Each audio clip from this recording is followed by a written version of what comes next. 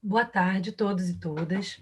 Eu sou Silvia Manerá e junto com Carolina Alves, que é a coordenadora do programa de Arquivos Pessoais do CPDOC e organizadora desse evento comigo, a gente queria, em primeiro lugar, saudar a presença de todos e dizer que nós estamos com muita satisfação em iniciar o nosso evento de hoje, né? Hoje a gente está aqui com um seminário que se chama Do Ponto de Vista do Antropólogo, os arquivos pessoais e a preservação da memória das ciências sociais no Brasil. E de manhã a gente, e as duas atividades, né? Essa da agora de tarde e a da manhã, que foi uma mesa sobre a memória das ciências sociais no Brasil, com a participação do Celso Castro e da Daniela Amado, aconteceram no âmbito da quarta edição da Semana Nacional de Arquivos, né?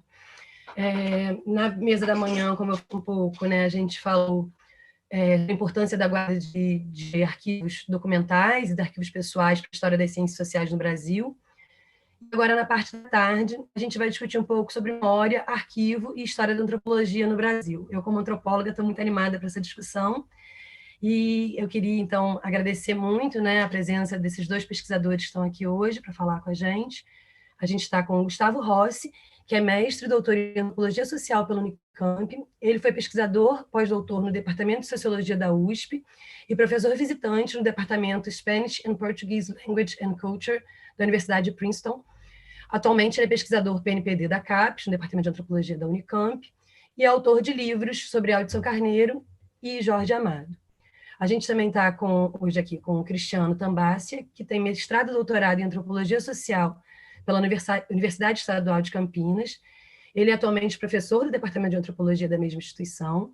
Ele é diretor de arquivo e realiza pesquisas sobre história da antropologia, particularmente sobre trajetórias intelectuais e o campo acadêmico. Ele também estuda museus e cultura material. Bom, eu queria agradecer muito a presença, né, de todas e todos, em especial dos nossos dois palestrantes. É um prazer imenso ter vocês hoje aqui com a gente. Né? Antes de passar a palavra para vocês, eu queria enfatizar, em primeiro lugar, a importância desse evento, né, e de eventos como esse, né, onde a gente consegue, a partir de uma perspectiva interdisciplinar, discutir a importância da preservação da memória e de arquivos pessoais. Né? Essa mesa ela ia acontecer presencialmente, né, inicialmente no âmbito do evento da Reunião Brasileira de Antropologia, a RBA, que ia acontecer mês que vem no Rio de Janeiro, mas que, por razão da pandemia, foi adiado, né? Então, a gente, em virtude da importância do tema, a gente achou que seria interessante, né, importante a gente manter essa discussão agora, nesse evento de arquivologia, né, essa quarta Semana Nacional de Arquivo, agora em formato digital, né, e com acréscimo de outras mesas, que vão perdurar ao longo de todo o mês de junho, às segundas-feiras, nesse mesmo horário. Então, é justamente pela pertinência dessa discussão, né, tanto para os dois campos, tanto da antropologia quanto da arquivologia, e para muitos outros campos de saber, né, que a gente achou importante manter essa mesa e as demais mesas que vão acontecer ao longo das segundas-feiras de junho. Na semana que vem, a gente vai ter uma mesa sobre a história da antropologia urbana no Brasil, falando um pouco sobre o arquivo Gilberto Velho. No dia 22, a gente tem uma mesa sobre mercado editorial e ciências sociais, falando um pouco sobre o arquivo Jorge Zahar. E no dia 29, a gente vai ter uma mesa sobre o arquivo de mulheres e memória audiovisual, falando dos arquivos, né, de mulheres que compõem o acervo do CPDOC. Antes de, novamente agradecer a presença de todos e todas, o evento está bem cheio, isso deixa a gente muito feliz. A gente gostaria que vocês participassem do debate por chat, né, deixando suas perguntas. Então, agradecer a presença de todas e todas, dizer que todos são muito bem-vindos. Antes de começar, só uma pequena fala institucional, dizendo que as manifestações expressas nesse seminário, elas correspondem às perspectivas de nós, autores, e não necessariamente da instituição. E é isso. Obrigada. Vou passar a palavra para o Gustavo. Bom, gente, boa tarde a todos e todas que estão aqui acompanhando a gente pela internet. Eu queria, evidentemente, começar parabenizando o CPDOC, né, mas também as organizadoras, a Carolina Alves e a Silvia Barbosa, pela condução, né, pela realização dessa série de encontros que vão acontecer no mês de junho, né, sobre arquivos e memórias das ciências sociais, uma iniciativa muito importante, parabenizo. E, evidentemente, queria agradecer muito, né, deixar aqui registrado público, já agradeci privadamente, mas deixar público registrado meus agradecimentos ao CPDOC, a Carolina e a Silvia, pelo convite para participar dessa mesa, né, com a alegria redobrada de estar participando aqui, né, dividindo essa mesa com o Cristiano, que é um parceiro de trabalho desde já há muitos anos, né? Desde quando a gente era aluno de pós-graduação em antropologia na Unicamp, lá no início dos anos 2000, né? Num tempo, enfim, que parecia difícil da gente acreditar que a gente ia chegar onde a gente chegou hoje, né? Tendo que reafirmar e repetir algumas coisas muito básicas, né? Mantras básicos quanto à importância da universidade, da pesquisa, né? Que democracia é fundamental, é que racismo mata, né? Mas como acho que diz a Avtar Bra, né? Num livro chamado Cartografias da Diáspora, alguns mantras a gente não pode jamais deixar de repetir, né? Porque a gente sempre espera que da repetição novos significados e possibilidades possam surgir, né? Então acho que, e pensando também no tema desse evento, é muito provável que todos nós, né, de alguma forma também estejamos já construindo os arquivos pessoais e coletivos das ciências sociais, que acho que vão nos ajudar a contar, né, entender e disputar melhor também as memórias que eu acho desse momento obtuso, né, para dizer o mínimo. Mas enfim, como eu dizia, né, justamente porque eu e o Cristiano a gente vem trabalhando e pensando algumas coisas juntos, né, a gente conversou um pouco antes dessa mesa e a gente pensou que talvez nossas falas, né, sobre as nossas pesquisas, elas pudessem se complementar de algum modo, né, em termos de alguns motes ou eixos comuns, pensando aqui inclusive uma personagem, né, uma antropóloga que foi significativa tanto para os nossos, né, itinerários de pesquisa, quanto para o tema da mesa, né? Eu estou me referindo à antropóloga Marisa Correia, falecida recentemente, em 2016, que foi professora da Unicamp por 3 décadas, né? E uma das principais estimuladoras de uma agenda de pesquisa voltada para a história da antropologia no Brasil, né? Cujos resultados, além dos inúmeros trabalhos da Marisa, foi a própria constituição de um rico acervo, né, de arquivos pessoais de cientistas sociais e antropólogos que hoje estão depositados no arquivo Edgar Leonroth, da Unicamp, né, e do qual o Cristiano atualmente é o diretor. Enfim, como estudantes de pós na Unicamp, né, mesmo a Marisa não sendo nossa orientadora, mas no meu caso, fui orientado por uma geração formada pela Marisa, né, que foi orientada pela professora Heloísa Pontes.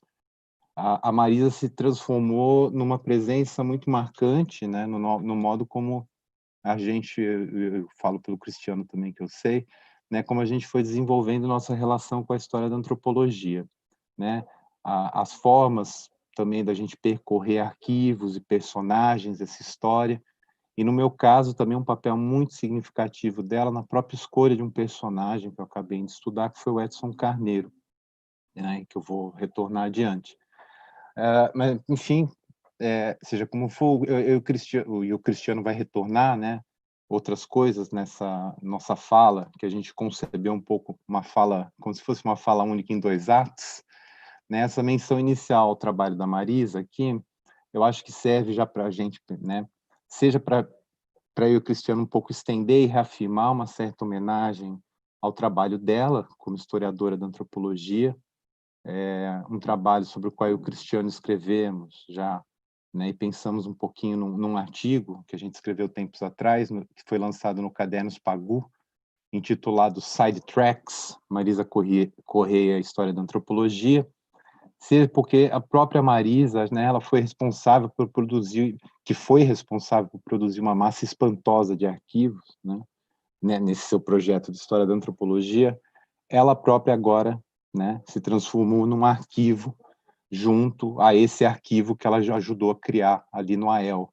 né, na Unicamp, e me parece agora passando a existir, talvez de modo quase que indissociável também daquelas pessoas, né, daqueles arquivos pessoais que ela própria buscou organizar e interpretar, né? O que já funciona aqui como um convite, que eu acho que de reflexão, bem na tradição da antropologia, quanto à própria ideia de pessoa, né? Ou de pessoal, quando a gente fala de arquivos, né?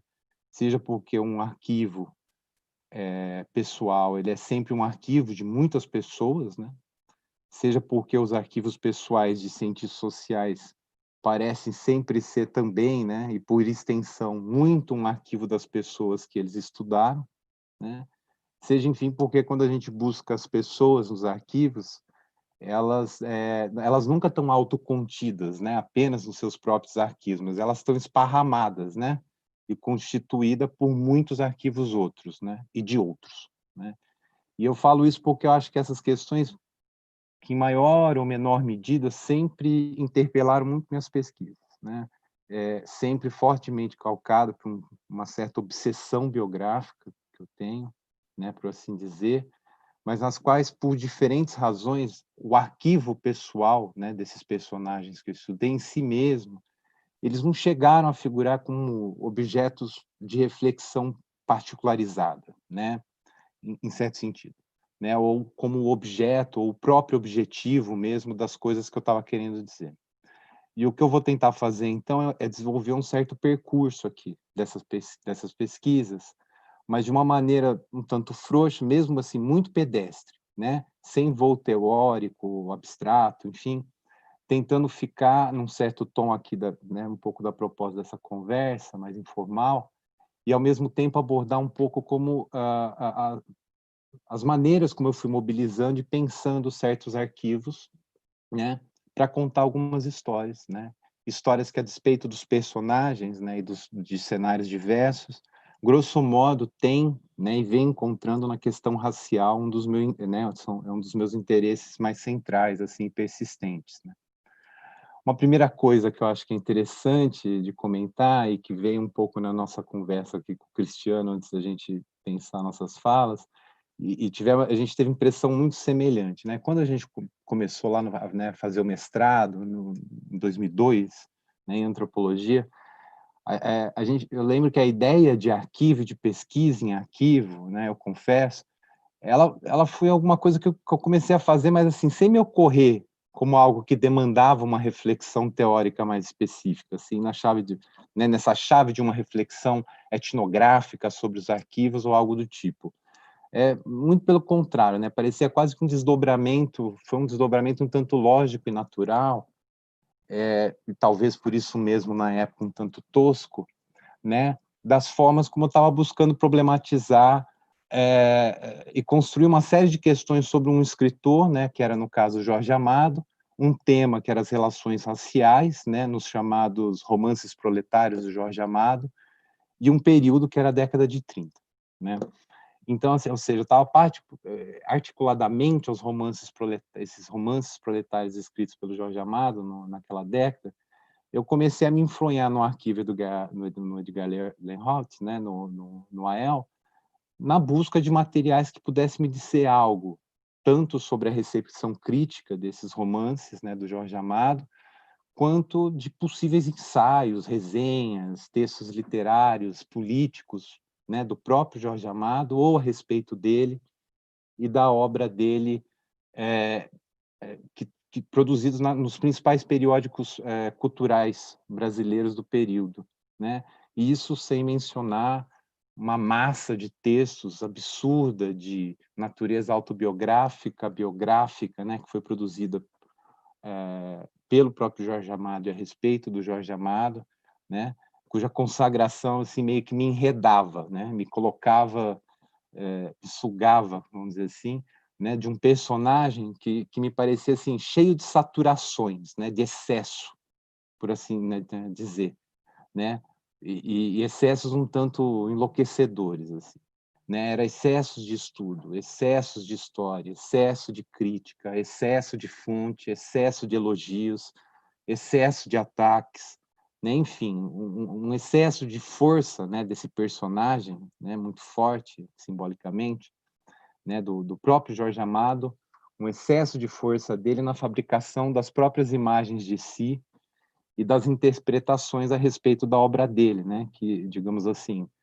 muita interpretação comprava de barato, digamos, essas interpretações dele próprio, né?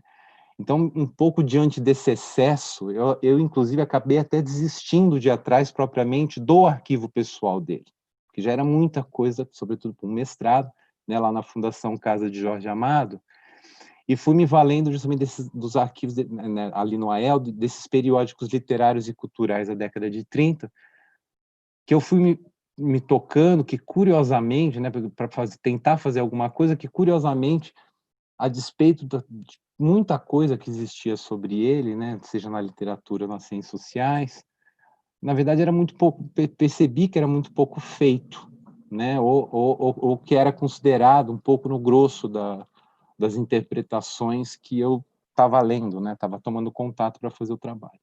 Né, ou seja, que era efetivamente ler essa parte da produção ficcional do Jorge Amado de maneira implicada, né, e não extrincada, né, não de uma forma depurada, mas implicada, né, das linguagens, dos debates e dessas categorias que eu ia encontrando nos arquivos, né?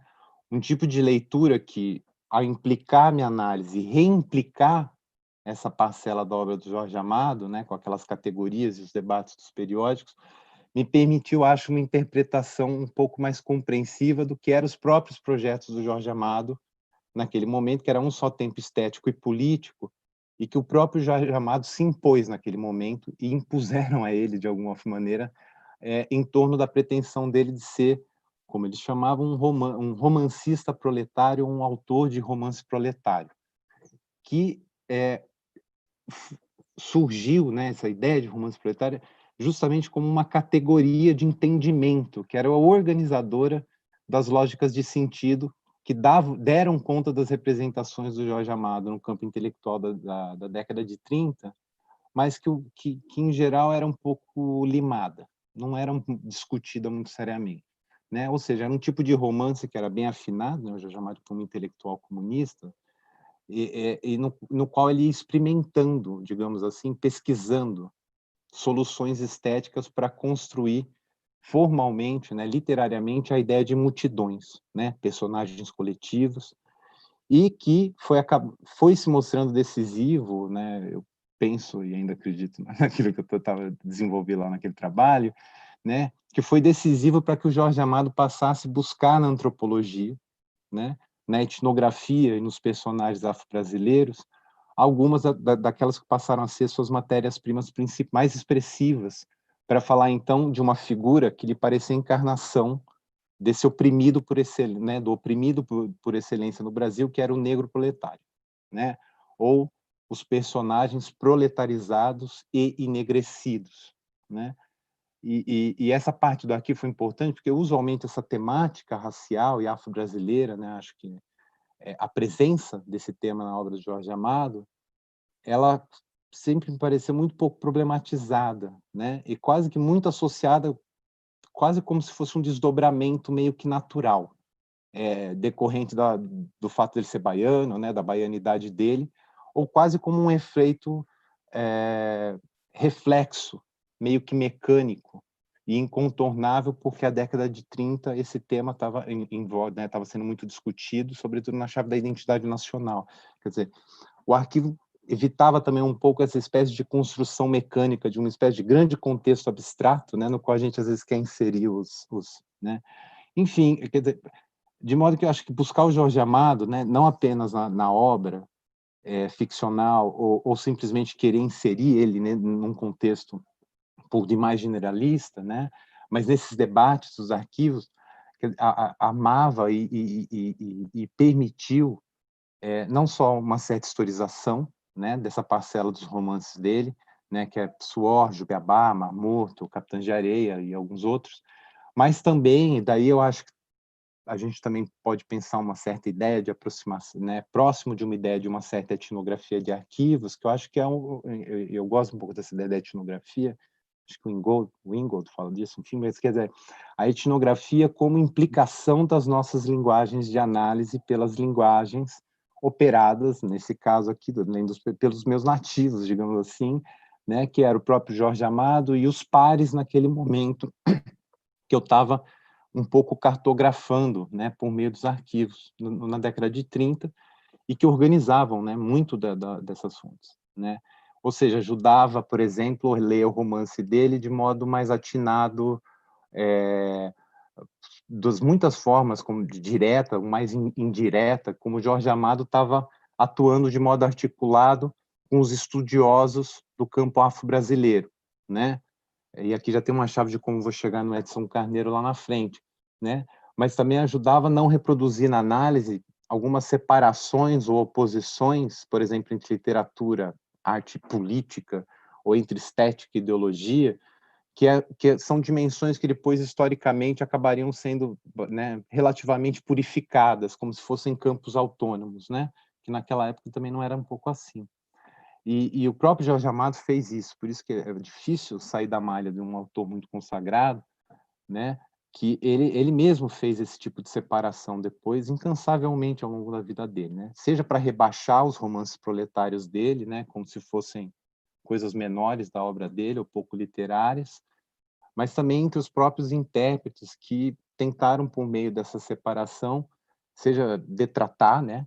A obra dele, ou minimizar, ou tentar elevar, minimizando o peso da militância comunista, né, na carreira do Jorge Amado, né, como se a política fosse uma espécie de impureza externa, né, a algo que existiria de essencialmente estético, literário, enfim, né.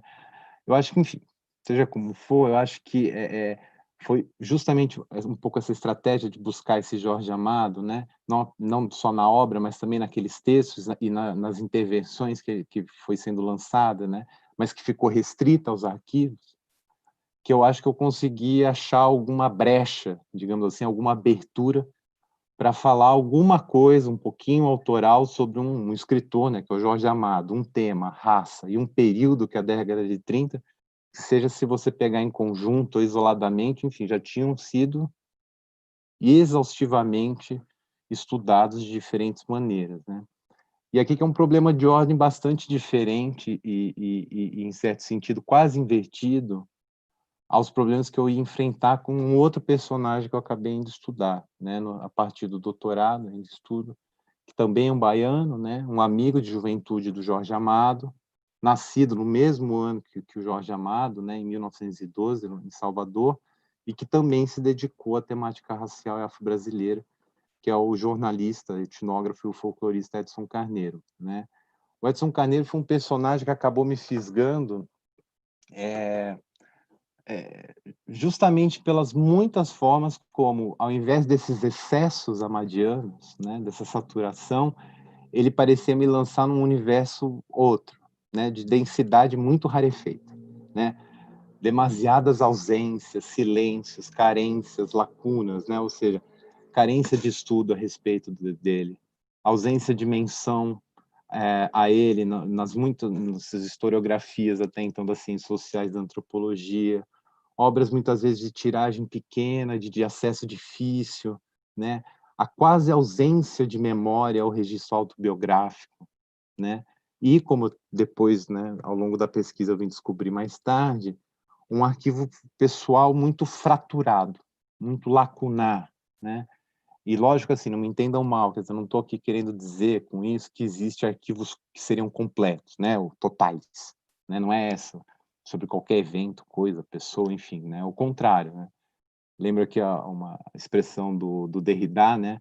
O mal do arquivo, né? É que ele, assim como a memória, ele é inevitavelmente lacunar, né? Mas, como acho que em toda pesquisa, a gente vai descobrindo que, assim, tem lacunas de diferentes tipos e naturezas, né? Seja, por exemplo, por razões aparentemente contingentes, como eu vim descobrir no meio da pesquisa, né? Quando o filho do Edson Carneiro me disse que um caminhão cheio da papelada do pai, literalmente queimou, né? Pegou fogo depois da morte do Edson, numa mudança da família do Rio para Salvador, né?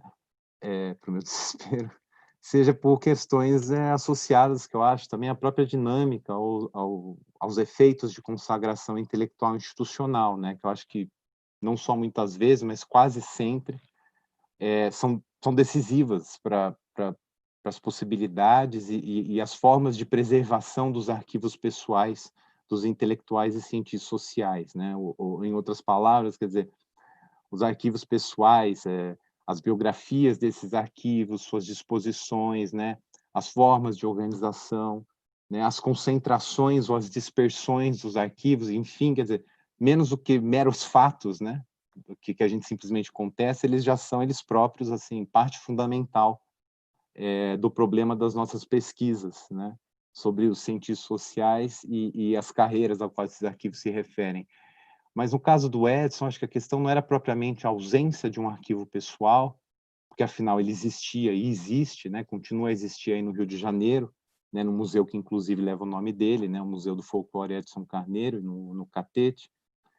Mas o dilema era, no entanto, que o acervo que ali estava reunido parecia responder, digamos, a lógicas disciplinares e temporais que parece ter levado a família a doar somente a parcela, né, dos arquivos profissionais que eram correspondentes ao tempo que o Edson viveu no Rio de Janeiro, né, entre os anos 50 e 70, né, ele faleceu em 72 no Rio, né, nesse período ele teve fundamentalmente engajado com as instituições dos estudos de folclore, né, sobre folclore e cultura popular, de cuja história o museu justamente funcionava como um lugar de arquivamento e memória, né.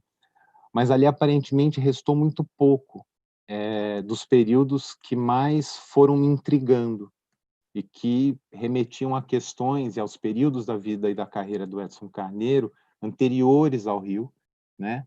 E anterior à atuação dele como folclorista, ou seja, quer dizer, questões que diziam respeito à infância, e depois a juventude dele em Salvador, né? Quando justamente com o Jorge Amado nos anos 20, ele quis fazer literatura de ficção e literatura modernista, né? Criando um grupo para isso, que foi a Academia dos Rebeldes, a questão das origens familiares, né? A socialização dele, as experiências na Salvador das primeiras décadas do século XX, né? Sendo alguém proveniente de uma família negra, de grande distinção cultural e educacional, né? Alguém que era parte daqueles setores que o sociólogo Tarcísio de Azevedo chamou das elites de cor de Salvador, né?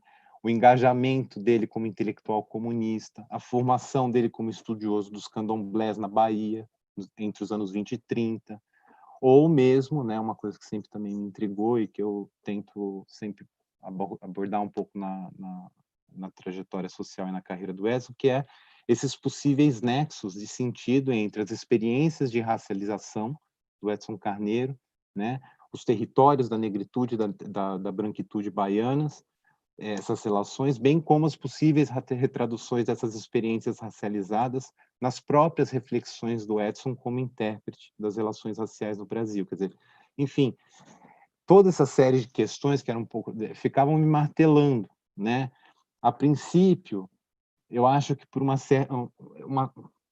visão um bocado ingênua, eu acho, né, naquele quando a gente, né, eu achava que era um bocado ingênuo, né, que eu estava atrás disso, a princípio por uma visão muito ingênua de que somente aquela parcela que eu estava tendo contato do arquivo pessoal do Edson guardado no Museu do Folclore, ela não ia me permitir, né, falar da vida e da obra do Edson Carneiro em sua totalidade, né? Então eu tinha uma certa ingenuidade, como se houvesse uma totalidade passível de ser aprendida numa vida, né? Mas depois foi se transformando nessa curiosidade muito genuína de entender melhor e não só de me desesperar, foi uma pesquisa que eu me desesperei em vários momentos, né, com aquelas aparentes ausências de memórias, arquivos pessoais, né, que aquilo me colocava não simplesmente diante de meros vazios, né, mas já de certos tipos de sintoma, né, que exigiam reflexão, mas também recoordenar as estratégias da pesquisa, né? Que eu acho que exige algumas estratégias. É algo que naquele momento eu comecei justamente, eu acho que foi ali naquele momento que eu também comecei a aprender e a aprender, né? Ler mais sistematicamente os autores e autoras da história da antropologia, história das ciências sociais, que também já estavam provocando um pouco essas reflexões mais focadas quanto a essas possibilidades do arquivo como um campo de reflexão etnográfica, né? Que eu acho que é fundamental também nos colocar um pouco na parede para pensar, quer dizer, isso, o arquivo não como fonte de extração de dados, né? Mas como um lugar que a gente tem que pensar como essas informações ali foram constituídas nesses arquivos, né? Enfim, Mas para também não me estender mais ainda, assim, eu vou deixar um pouco os resultados do trabalho sobre o Edson meio em suspenso aqui, que eu acho que a gente pode retomar no debate, para enfatizar mesmo essa coisa mais pedestre da execução da pesquisa, porque ela sempre revela, eu acho que revela desafios que não são nunca só individuais, né? Sempre são compartilhados, acho que muitos passam por isso. E no caso do Edson, eu acho como muitos outros intelectuais e cientistas sociais, quando a gente fala desses arquivos pessoais, é isso, a gente nem sempre está falando desses arquivos centralizados, autocontidos, né, por assim dizer, como que se garantisse um pouco a sustentação dessa certa ficção, da própria ideia da unidade, né, inequívoca, indivisível da pessoa, né, do indivíduo, da trajetória que está ali encarnada nesses arquivos, né? Porque se de um lado, quer dizer, o Edson profissional, né, folclorista, né, carioca, digamos assim, encontrou condições dessa guarda centralizada e institucionalizada, esses outros arquivos seus mais pessoais, né, os arquivos, vamos dizer assim, baianos, parece, né, foi encontrando destinos outros, né? Eu acho que além desse incêndio que jamais, né, deixou de me atormentar, quanto ao que possivelmente foi perdido, o pouco que parece ter restado desse arquivo pessoal desses períodos que mais me passaram a interessar, né, de quando o Edson viveu, atuou e pesquisou no contexto baiano, esse pouco, ainda assim, parece ter ganhado destino muito menos institucionais, né, centralizados e bem mais dispersivos, entre familiares ou amigos baianos de Edson, né? Como que tentando restituir essa documentação, um certo território social e de afeto, né, ligado à Bahia, e que também implicou, isso, quer dizer, esse trabalho de tentar ir atrás da pessoa nesse esparramado de redes de arquivos que estão nas mãos, tanto, né, de instituições ou privados, né? E sobre esse terreno bastante fraturado, né, de documentos que compõem isso que eu podia chamar dos arquivos pessoais da vida e da carreira do Edson na Bahia, que foi esse período que eu mais escrevi, continuo escrevendo. Eu acho que minimamente esse terreno fraturado ele acabou, ainda que às duras penas, né, eu acho, eu penso que foi sendo um pouco mais fácil ir me livrando de um certo transe, que eu acho que é um transe que diz respeito um pouco à possibilidade ou a alguma ideia que a gente nutre, né, de qualquer sentido de que por meio dos arquivos a gente vai acessar alguma autenticidade ou uma verdade sobre as experiências pessoais, né, e sociais dos personagens, né, no meu caso do Edson Carneiro. Sobretudo porque eu acho que essas experiências na Bahia, elas foram sempre aparecendo e eu fui tentando um pouco reconstituir e pensar essas experiências. Ela sempre foi o resultado como resultado pelas tensões muito disputas de muitas narrativas, né, de outras pessoas a respeito desse meu personagem, do que necessariamente e propriamente um Edson, digamos assim, em primeira pessoa, né, que de algum modo pudesse me servir de guia quanto a significados de coisas que ele mesmo pudesse ter atribuído, né, na vida dele, a eventos, práticas, dimensões da sua própria experiência, da sua experiência social, ou suas experiências raciais, com racismo, coisas, né? Ou seja, eu nunca tive o guia dessa primeira pessoa, né? De modo que eu acho que falar do Edson na Bahia, né, dessas experiências raciais, da sua circulação familiar entre setores da classe dirigente baiana, né, os seus estudos e o trabalho de campo dele, no candomblé, suas relações intelectuais e políticas, né, com o universo das lideranças afro-religiosas, enfim, tudo isso exigiu um esforço muito mais de recompor indícios, né, e linguagens, por vezes traços muito indiretos, digamos assim, que foi me permitindo, quem sabe, né, eu acho, quando muito assim, fornecer descrições, eu acho que verossímeis sobre esses universos de experiência do Edson, né? Acho que, então, quer dizer, ir atrás de história, quase compondo essa biografia por muitos meios, né?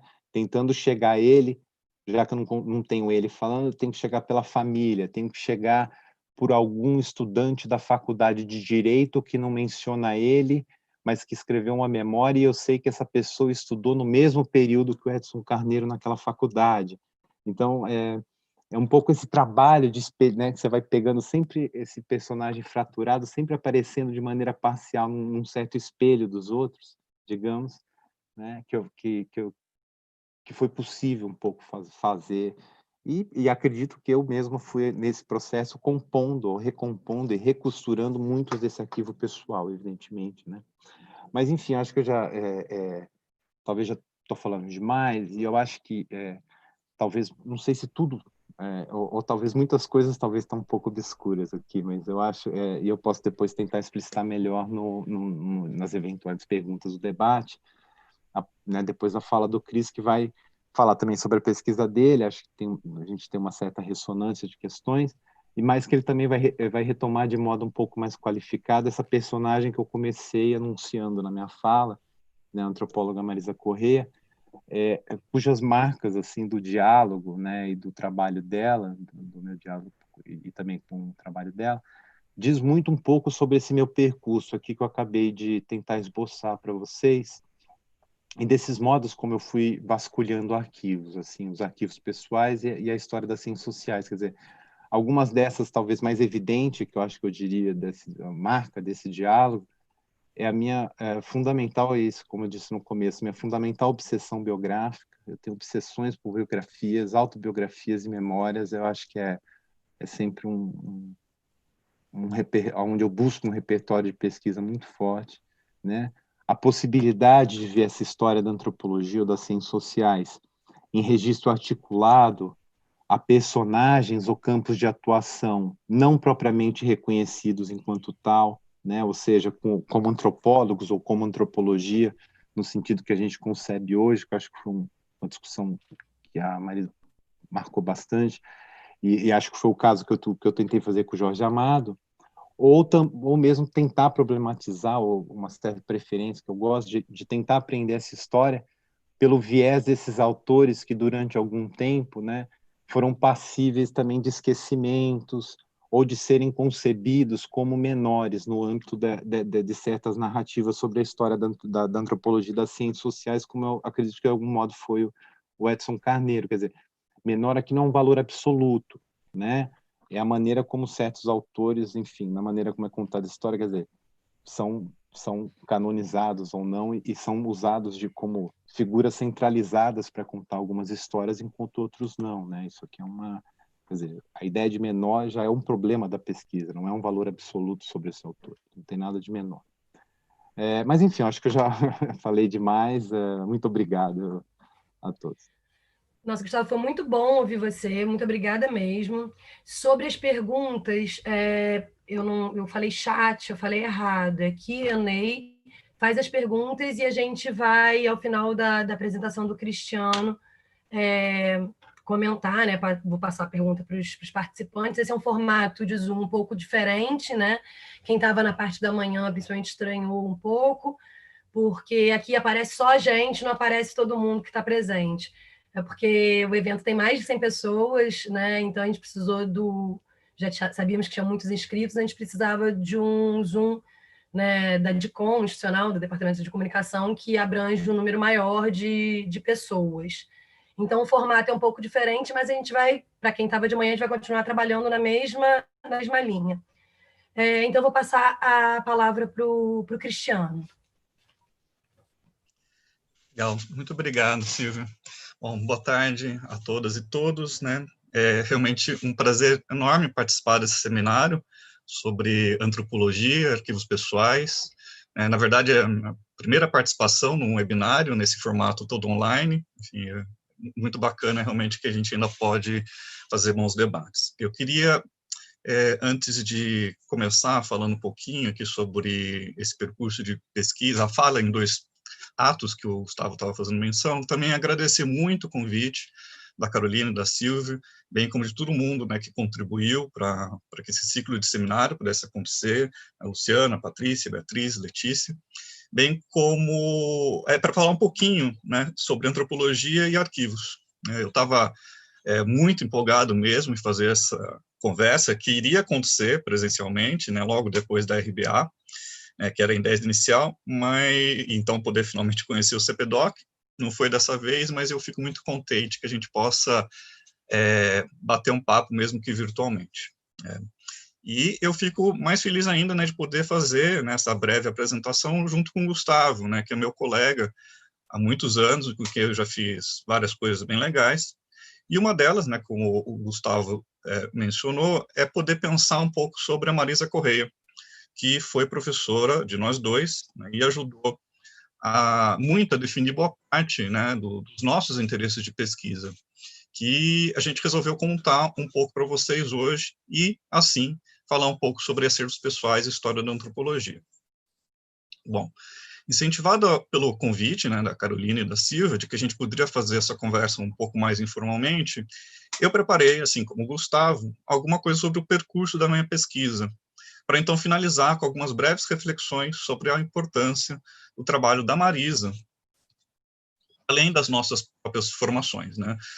Ou seja, né, não para falar da pesquisa em si, da minha pesquisa em si, mas da experiência que foi pesquisar em arquivos, para que então a gente possa destacar algumas questões que talvez interessem a todos, né, e todas. Então eu peço licença para adotar esse tom um pouco mais, digamos, memorialista, assim, da trajetória da minha pesquisa, mas ao mesmo tempo sem muita preocupação, né, com uma reflexão muito densa, que talvez a gente possa retomar no final com um debate, se vocês quiserem. Assim como o Gustavo, né, a gente já conversou bastante sobre isso, né, quando eu realizei minha pesquisa de doutorado, eu não tinha uma reflexão mais elaborada sobre o que significava fazer uma etnografia de arquivos para pensar a história da antropologia, né? Ainda que eu tenha estado em um arquivo ou em outro, praticamente desde o começo da minha trajetória acadêmica. Curioso aqui, né, passados já mais de 10 anos agora, desde o fim da tese, eu posso dizer que isso se tornou, né, o principal tema de interesse do meu trabalho e orienta as pesquisas que eu comecei a fazer desde então, né. O fascínio com a história da antropologia é o mesmo desde o começo da carreira de pesquisador, mas eu acho que a pesquisa nos arquivos, né, ao longo desses anos, me fez ter que considerar não apenas as trajetórias intelectuais e o campo acadêmico, mas outras histórias do fazer antropológico, como as coleções etnográficas, mas eu acho que, sobretudo, as histórias dos e nos, e arriscaria dizer também, e com os próprios arquivos e o que esse conhecimento produz nos estudos sobre o campo antropológico. Esse é um interesse, né, que se intensificou muito ao longo dos anos e me levou, né, de fato, a trabalhar já há alguns anos, mais de 5 já, em um arquivo em específico, que o Gustavo mencionou, o AEL, o Arquivo Edgar Leuenroth, que, tal como é feito também no CPDOC, possui entre suas coleções, né, acervos importantes da história das ciências sociais e da antropologia em particular, né? E desde então, né, o arquivo se tornou meio de realizar pesquisa, objeto de reflexão por seu próprio mérito, e também algo que eu estou tentando, enfim, meu trabalho, estou tentando contribuir para consolidar na Unicamp, pensando especificamente esses acervos das ciências sociais. Essa é mais uma das coisas que eu fui fazer, sem muita intenção, planejamento, né, que também, de certa maneira, é a continuidade das iniciativas da Marisa Correia. E foi atrás, né, do famoso, célebre projeto de História da Antropologia no Brasil, que a Marisa coordenou, e dos acervos sobre os antropólogos e antropólogas, coordenado pela Marisa, começou lá na década de 80, que foram formados os primeiros acervos de antropologia no AEL, no arquivo onde eu trabalho hoje. E esse acervo de intelectuais e de instituições continua crescendo. Hoje, né, só para listar os principais, eu posso mencionar os fundos e coleções do Roberto Cardoso de Oliveira, do Donald Pearson, da Verena Stolk, do Antônio Augusto Arantes, do Peter Fry, do Herbert Baldos, da Regina Miller, do Mauro Almeida e também de uma instituição, a própria Associação Brasileira de Antropologia, ABA, né, só para, de repente, apresentar um pouco o acervo do AEL para quem estiver interessado em fazer pesquisas sobre a história da antropologia. No final dessa apresentação, eu e Gustavo, né, a gente vai falar um pouquinho mais do papel da Marisa nesse sentido, e a constituição de uma outra coleção que hoje está no AEL, né, e como o Gustavo já adiantou um pouquinho na fala dele, que é a coleção da própria Marisa Correia. Bom, então, na realidade, né, voltando para a história para o começo do período do doutorado da Unicamp, o meu doutorado no Unicamp, né, se eu imaginava que em alguma instância, né, em alguma medida, eu teria que dedicar algum tempo da pesquisa em algum arquivo, logo no começo da pesquisa isso ficou claro, eu não sabia nem qual seria e nem a importância que essa parte do trabalho teria para o conjunto da tese. A bem da verdade, né, é que os planos iniciais consistiam fundamentalmente de uma revisão bibliográfica e então de entrevistas e conversas, né, com a personagem que eu havia escolhido, né, centrar minha pesquisa, né, com a antropóloga cuja obra eu tinha me proposto compreender, que foi a Mary Douglas. Aliás, né, é importante observar, o tema já tinha sido dado pela própria Marisa Correia, né, numa disciplina que eu fiz com ela, no mestrado ainda, lendo a biografia intelectual da Mary Douglas, escrita pelo Richard Fardon, que estava no programa da disciplina da Marisa, e havia me interessado pelo trabalho de campo dela, né, Mary Douglas, no Congo belga. Enfim, elemento da sua biografia menos conhecida, ainda que fundamental, né, para entender a sua trajetória. Até isso, né, então, lembrando daquela época, foi graças a Marisa. Então, essa, de certa maneira, essa presença não tão oculta assim na fala do Gustavo e na minha, é também um reconhecimento e homenagem à importância que a Marisa teve para a gente, especialmente. Não é minha intenção falar, né, sobre a minha trajetória de pesquisa em si, mas eu achei que era preciso citar pelo menos um pouco, né, um exemplo desse trabalho, pelo menos da minha pesquisa, para deixar mais claros, né, alguns pontos que eu acredito que interessem para o debate. Bom, se é verdade o que geralmente é dito sobre os percursos não imaginados que as nossas pesquisas nos levam, sobre caminhos que a gente não estava originalmente, que não estavam originalmente previstos, né, nos projetos que a gente escreve quando a gente ingressa no mestrado, no doutorado, no meu caso, esses desvios do inicialmente planejado significou me dedicar muito mais a uma análise dos arquivos da Mary Douglas, muito mais do que eu imaginava inicialmente. Quando eu estava realizando a minha pesquisa, sobretudo o sanduíche, né, que foi em 2007, que coincidiu com a morte da Mary Douglas, né, já havia percebido que essa era uma importante mudança na metodologia de pesquisa, mas que demoraria um pouco mais ainda para perceber a real implicação dessa redefinição. À época, pelo menos, né, me parecia, na verdade, mais uma concessão aos imponderáveis da pesquisa do que uma escolha de fato, uma escolha consciente de fato, metodológica. Foi só na conversa, né, com a minha orientadora, né, Sueli Goffes, na época, mas também com a Marisa Correia, quando eu voltei para a Unicamp para escrever a tese, e quando eu contei desses percursos da pesquisa, né, e um pouco sobre o que eu tinha encontrado em alguns arquivos que eu já comecei a pesquisar, que eu comecei a pensar seriamente no que significava fazer um trabalho sobre história da antropologia através do arquivo. E, mais do que isso, né, o que a própria constituição desse arquivo, né, pensando de maneira geral, poderia dizer muito, né, sobre a trajetória da antropóloga cuja biografia intelectual eu tinha me proposto estudar. A Marisa, né, me deu um alerta realmente importante. Bom, ela deu várias, enfim, dicas ótimas ao longo dos anos, mas eu vou lembrar de um caso específico. Ela me deu um alerta realmente muito bacana no dia que eu contei que eu tinha conseguido acesso as fotografias do trabalho de campo da Mary Douglas, que naquela altura tinham sido feitas 60 anos antes, né, que a Mary Douglas tinha me mostrado numa tarde no seu apartamento, depois de eu lhe contado, né, do interesse por sua etnografia.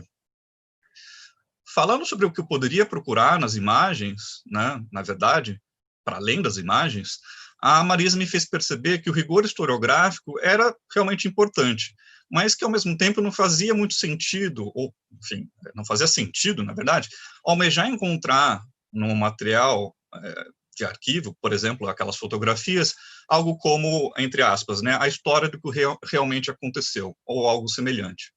Seja com informações da memória, né, de eventos de tantos anos antes, né, com todas as ponderações que a gente precisa fazer como analistas que somos, a respeito das motivações, ou para certas narrativas sobre o passado, e a interpretação de sua importância, né, para uma trajetória, seja também com que conseguimos descobrir, né, com os papéis de um arquivo. A forma como as fotografias, né, só para continuar nesse exemplo específico, né, como as fotografias me foram apresentadas, onde elas estavam guardadas, qual o destino delas depois da morte da sua titular, né, por exemplo, de alguma forma seria importante, né, essas informações para poder dar conta do lugar que elas ocupariam na reflexão feita, né, na pesquisa, para entender a importância da experiência etnográfica da Mary Douglas na produção da sua própria obra, né, e no lugar, né, que ocupa a Mary Douglas na história da antropologia. Eu não posso dizer que eu soube lidar de maneira satisfatória, né, com as dicas da Marisa naquele momento, né, quase 15 anos atrás, 13 anos atrás, mas hoje acredito que entendo melhor o que ela estava tentando me alertar. E que ela mesma, na verdade, procurou fazer nas suas próprias pesquisas, sempre questionando algumas narrativas confortáveis e hegemônicas da história da antropologia.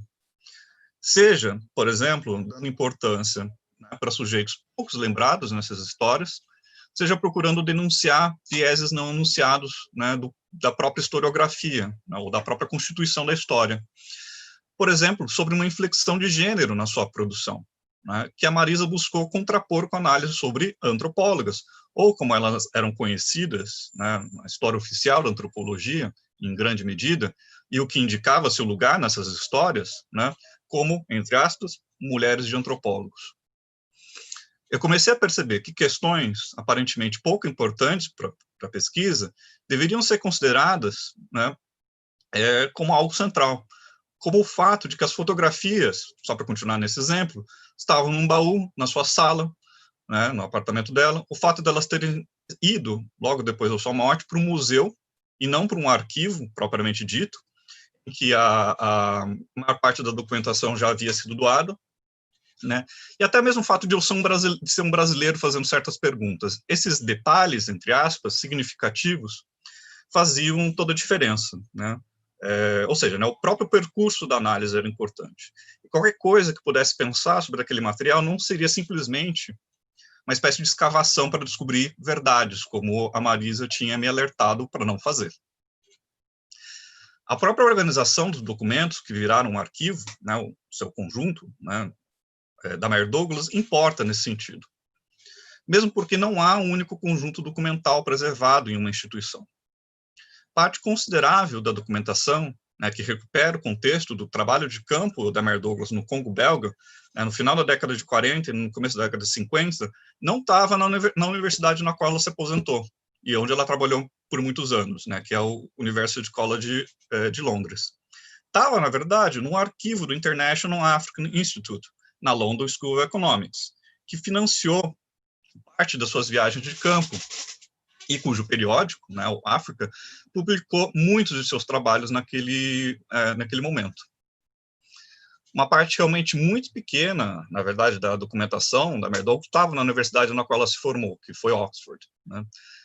Parte da documentação, por outro lado, não havia sido sequer concebida como um acervo público, como grande parte do restante do material.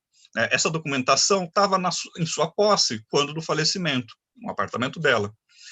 Sendo que o seu futuro, né, inclusive a possibilidade de se transformar em um arquivo, no sentido mais institucional do termo, estava sujeito às decisões dos filhos e do executor legal da sua obra, o próprio Richard Fardon, né, que escreveu a biografia intelectual dela, e ele próprio um antropólogo. E, mais do que isso, né, antropólogo com formação africanista. Isso tudo, enfim, eu fui percebendo que tinha implicações.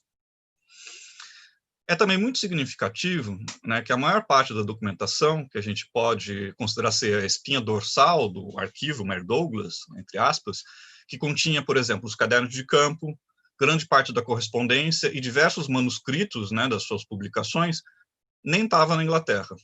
Eu só tive acesso a esse acervo, né, esse arquivo, um ano depois, no arquivo africanista da Universidade de Northwestern, no norte de Chicago, mas também, em parte, no Instituto de Arte, no Arts Institute, né, dessa mesma cidade.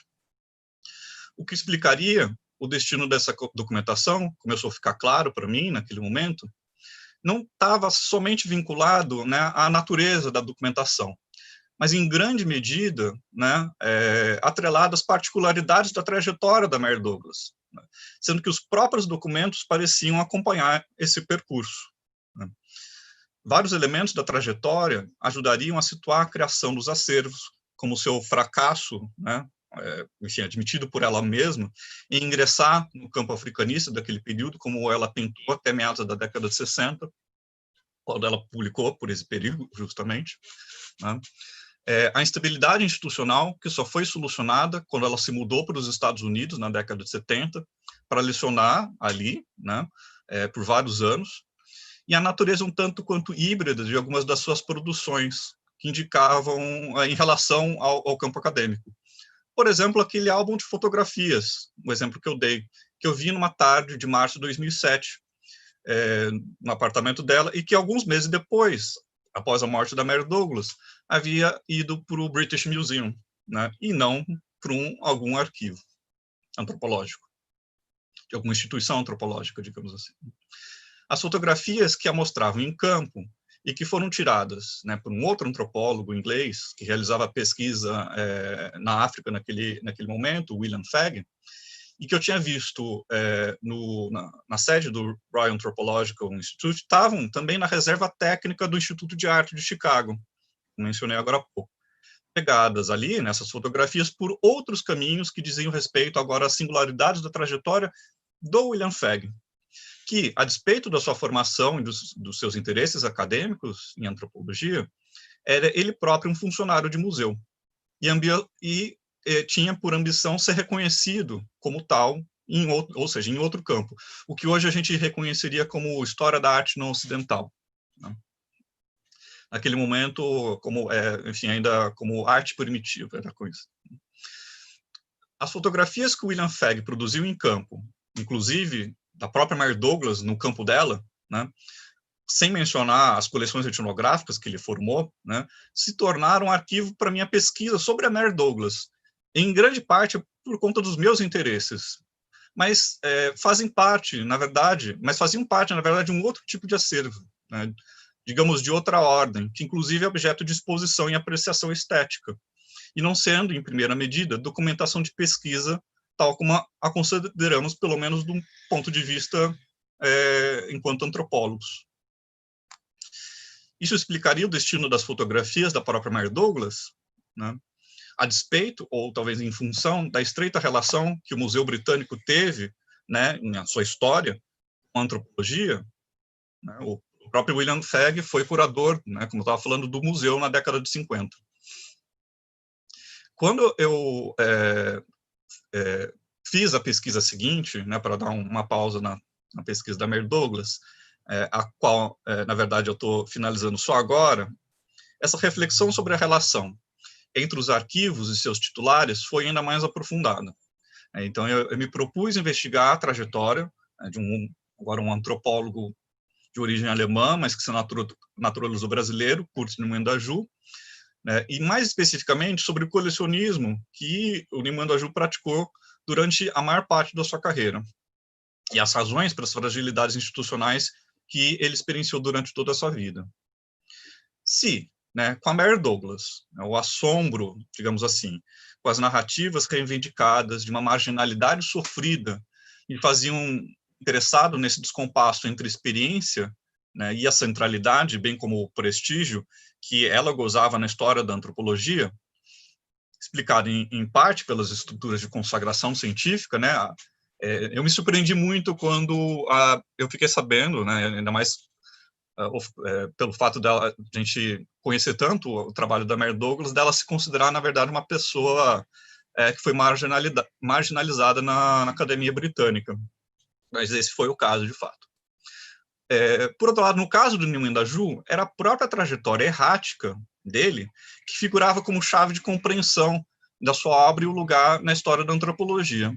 E, mais do que isso, né, eu fui percebendo, o estudo dos arquivos do Nimandaju permitiam por um lado, relativizar algumas das narrativas, por exemplo, sobre o fato dele ter sido um autodidata, né, e não ter tido uma formação universitária formal, por exemplo, né, que poderiam explicar as modestas contribuições teóricas que ele, porventura, tivesse para a história da antropologia. Ele era sempre conhecido como o etnógrafo e não como um antropólogo, né?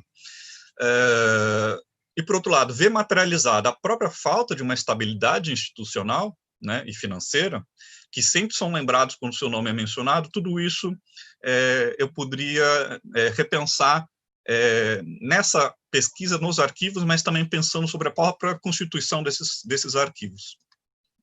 Ou seja, na própria multiplicidade de conjuntos documentais nos lugares em que teria passado ou contribuído em algum momento. Vou citar só alguns.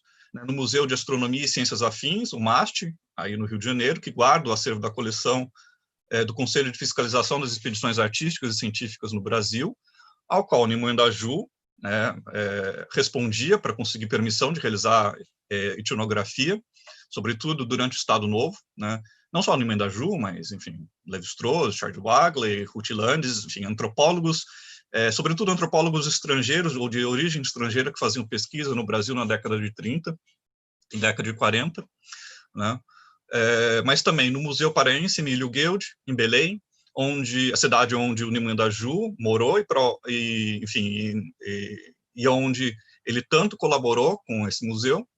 No Museu do Estado de Pernambuco, em Recife, né, a cidade onde o diretor do Museu Guild morou, um pouco antes de falecer, levando consigo de Belém para Recife várias coleções e cartas do Nimue Daju. No Museu de Arqueologia e Etnologia em São Paulo, que guarda coleções importantes formadas pelo Nimue Daju. No Museu Nacional no Rio de Janeiro, para o qual colaborou por muitos anos também, né? E que hoje essa documentação não existe mais, né? Queimada no incêndio. Sem contar, né, com os museus e instituições americanos, alemães, suecos, todas as instituições com as quais ele colaborou, inclusive fora do Brasil. E todas as instituições, é bom lembrar, com as suas próprias formas de organização dos seus acervos, de dar acesso a pesquisadores, apenas em parte dando conta das lógicas que orientaram a reunião dos documentos que se transformariam em arquivo em algum momento. E que tornaram a pesquisa, né, dessas lógicas de organização, indo da guarda até a catalogação, até a forma de exposição, fundamental de ser feita e realizada também. Bom, né, eu queria, nessa história um pouco, nessa recapitulação rápida do percurso das minhas pesquisas, na verdade, chamar a atenção não para as pesquisas em si, mas para a importância de uma reflexão sobre o lugar do arquivo para a história da antropologia. Ou pensando de outra forma, sobre o que significa voltar ao arquivo um olhar etnográfico, isso que o Gustavo estava falando no começo da apresentação dele. Porque isso me parece sublinhar a importância da preservação desse material, inclusive, né? O que, aliás, diz muito sobre o desafio enfrentado, né, no nosso contexto brasileiro. É isso. Mas também, né, para chamar a atenção que esses acervos guardam também uma história apenas em parte acabada, que ganha novas camadas quando são tornados arquivos. E quem sabe, né, cada vez que alguém os acessa, acrescentado um capítulo da história da vida desses próprios arquivos. E isso me faz chegar no final dessa apresentação, né, que recuperando muito rapidamente a figura da Marisa Correia, que eu e o Gustavo tomamos como central para as nossas próprias reflexões sobre antropologia e acervos pessoais, né? Sem querer aqui ter qualquer pretensão de falar da obra da Marisa, né, ou mesmo sobre a metodologia de pesquisa que a Marisa utilizava, eu queria só lembrar de alguns dos interesses dela, que a gente pode destacar para falar sobre os projetos de história da antropologia que ela buscou desenvolver ao longo da vida. A Marisa desenvolveu, né, de forma mais ou menos contínua, por muitos anos, reflexões sobre a história da antropologia, pelo menos desde o seu doutorado, no final da década de 70 e começo da década de 80, né, sobre a escola Nina Rodrigues. Mas de maneira mais sistemática desde meados dos anos 80, né, quando ela, enfim, a narrativa da história, ela teria herdado esse projeto da Manuela Carneiro da Cunha, que estava na Unicamp naquele momento, tinha conseguido esse projeto, mas mudou, tinha, enfim, acabado de sair da Unicamp, que é um projeto História da Antropologia no Brasil. Foram anos tomando depoimentos, reunindo material sobre uma geração de antropólogas e antropólogas no Brasil, ou atuando no Brasil, não exatamente brasileiros, que, àquela altura, né, eram conhecidos como os velhinhos, entre aspas, da disciplina. A Marisa não apenas conseguiu documentos, fotos e manuscritos dessas pessoas, além, né, das informações das próprias entrevistas que ela fez, e que usou em diversas publicações ao longo dos anos seguintes, como também se correspondeu com muitos deles e delas. Recolhendo, se a gente pode dizer assim, o material de seus acervos pessoais, mas, ao mesmo tempo, constituindo também, na interlocução com eles, esses próprios arquivos, ou o que veio a ser considerado um arquivo. Boa parte dessa documentação, ela doou, no final do projeto, para o AEL. E isso serviu de incentivo para que outros conjuntos documentais fossem enviados para lá, ao longo dos anos, até hoje, na verdade. Né? Como, por exemplo, o acervo do Roberto Cardoso de Oliveira, né, que teve uma passagem importante na Unicamp nos anos 90, e consentiu em doar o seu imenso arquivo para essa universidade, sobretudo em decorrência do projeto da Marisa. Mas é o caso também, né, do arquivo da ABA, Associação Brasileira de Antropologia, cujo acervo começou a ser enviado para o AEL durante a presidência da Marisa, no final dos anos 90. Marisa foi presidente da ABA no final da década de 90. Mas muita coisa, né, que havia sido utilizado nas suas próprias pesquisas, como a correspondência com alguns desses intelectuais, ainda estava na sua residência quando ela faleceu. Talvez atestando a própria trajetória desses documentos até se transformar em fonte de arquivo. De certa maneira, né, na residência da Marisa, eles ainda não eram matéria de história da antropologia, ainda que, em alguma medida, fossem exatamente isso, né? Pelo menos de um ponto de vista formal, né, do acesso a esse material por historiadores da antropologia. Afinal, né, eram cartas, por exemplo, que falavam da história da antropologia, sim, mas eram essencialmente documentos pessoais, né, fruto da amizade que ela foi formando, por exemplo, né, com o Donald Pearson, sobre quem ela falou bastante ao longo da carreira dela.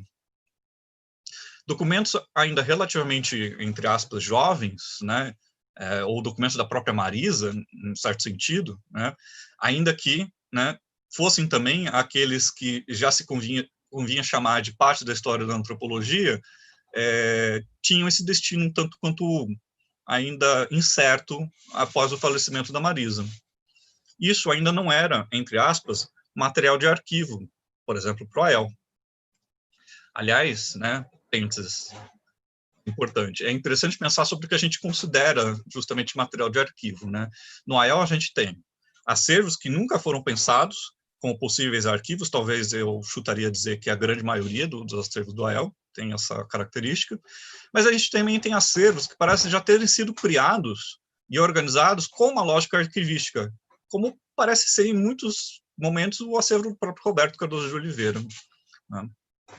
E a gente tem até acervos que estavam literalmente no lixo e que foram resgatados, literalmente resgatados, para serem preservados institucionalmente, como, por exemplo, da Patrícia Galvão, a Pagu, né? Acho que todo mundo conhece essa história do acervo da Pagu. Fecha parênteses. Até pouco antes de falecer, me parecia que esse conjunto de documentação não era ainda material de arquivo. Em 2014, né, eu e o Gustavo, a gente conversou bastante com a Marisa, já aposentada, né, naquele momento, né, e que naquela altura nos cedeu algumas cópias dessa correspondência que ela tinha trocado, no caso especificamente com o Donald Pearson, justamente, né. Ainda é uma quantidade muito ínfima em relação à totalidade, né, desse material que estava na casa dela, mas ao mesmo tempo bastante indicativo, né, o gesto dela, de que, para mudança de status dessa documentação, que passou a não ser considerada simplesmente mais material pessoal, mas começou a se tornar público, material de arquivo. Naquele momento, ela também nos deu algum material que era para levar para o OEL, que ela achava que já era conveniente estar no arquivo, na Unicamp. Naquela época, ela confidenciou, ela era nossa informante sobre, claro, história da antropologia, né?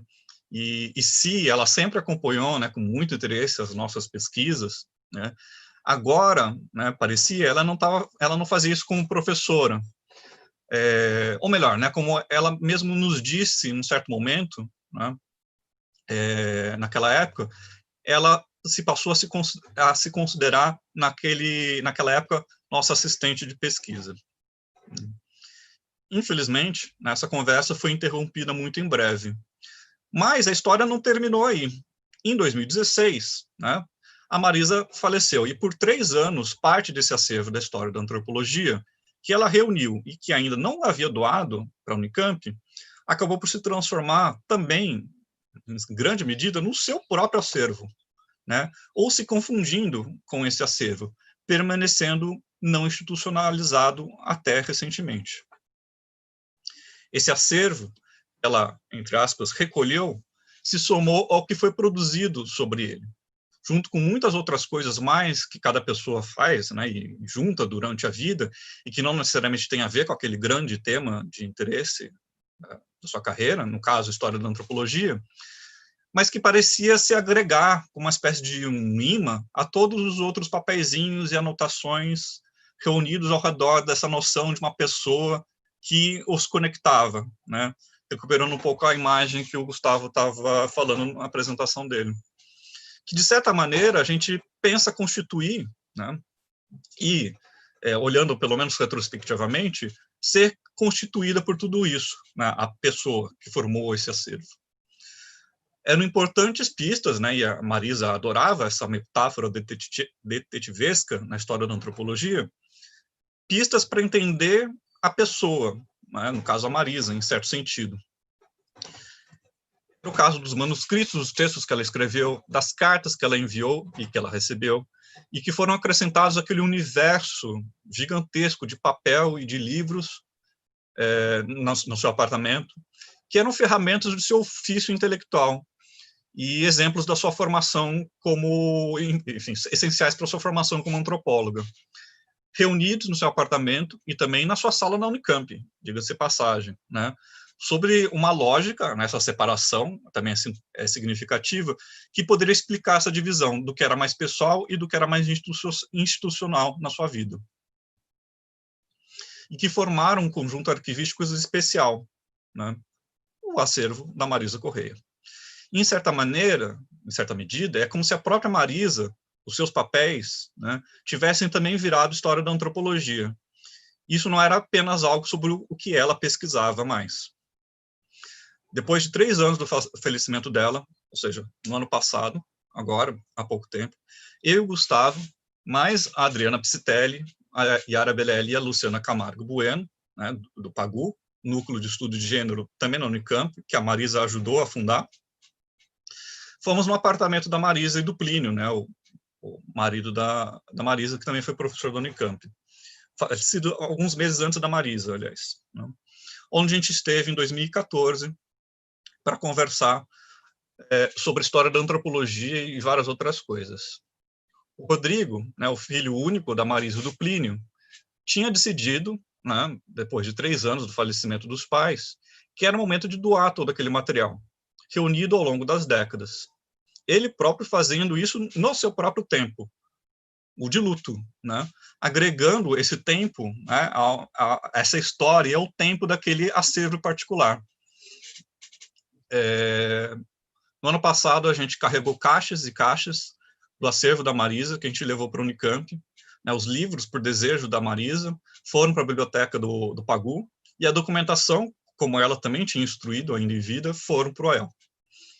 Atualmente, esse acervo está sendo organizado, né, agora, durante a pandemia, isso está parado, mas isso já está sendo organizado, mas já foi dado o primeiro passo para a criação de um fundo Marisa Corrêa Noel, e juntando, né, a outras coleções da história da antropologia nesse arquivo, e logo podendo ser material de pesquisa para outros historiadores e historiadoras das ciências sociais no Brasil, fechando uma espécie de ciclo, ou talvez reiniciando uma nova volta, esse ciclo, né, que a gente tentou delinear, eu e o Gustavo, aqui na nossa apresentação, né, e que a própria Marisa contribuiu para criar quando ela resolveu se dedicar a formar essa memória da história da antropologia, contribuir para formar essa memória, né.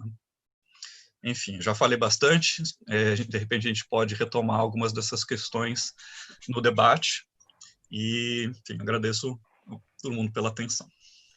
A gente que agradece muito a vocês dois estarem aqui compartilhando todo esse conhecimento com a gente. Está muito bacana ouvir vocês falarem, né, tanto sobre a trajetória de pesquisa de vocês, quanto a importância da Marisa Peirano, né, na construção dessa, né, história da antropologia brasileira, os desafios metodológicos, empíricos, né, das pesquisas de um antropólogo dentro do arquivo, pesquisando o arquivo, organizando um arquivo, né, a discussão de vocês também sobre construções de verdade ou não, totalidades ou imponderáveis da pesquisa dentro do arquivo, né? Pensar um pouco esses caminhos e descaminhos, essas interpretações, né? A dica da Marisa preciosíssima, serve para qualquer campo, né? Não só para os arquivos, não devemos ficar construindo verdade, mas é pensar um pouco essas relações também, como que esses arquivos pessoais, eles não são compostos só, como o Gustavo falou muito bem no início, né? Só por uma pessoa. É um arquivo que tem sempre, os arquivos sempre têm várias, né, várias pessoas envolvidas, seja dentro, né, das cartas, do material, né, documental, seja, né, o filho ou a pessoa que vai passar o arquivo, enfim, os incêndios, né, e, enfim, que fazem com que a gente possa perder um pouco dessa história e construir, né, interpretações para essa história da antropologia e das ciências sociais no Brasil, né. Vocês falaram também um pouco do acervo do AEL, já foi pedido para vocês falarem um pouco mais. Também eu vou ler as perguntas e, se der tempo, eu vou fazer uma perguntinha também, mas a minha vocês podem deixar depois. Vamos responder primeiro as pessoas que estão aqui, né, vindo. Em primeiro lugar, a Renata, ela falou: boa tarde, quero parabenizar o Gustavo Rossi pelo livro Intelectual Feiticeiro, uma obra que finalmente reconhece a importância do Edson Carneiro para as ciências sociais e estudos da cultura afro-brasileira. E ela queria pedir para ele comentar como trabalhou os conteúdos dos documentos antropologicamente. O Lucas, ele gostaria que o Cristiano falasse um pouco mais sobre os projetos de extensão do AEL.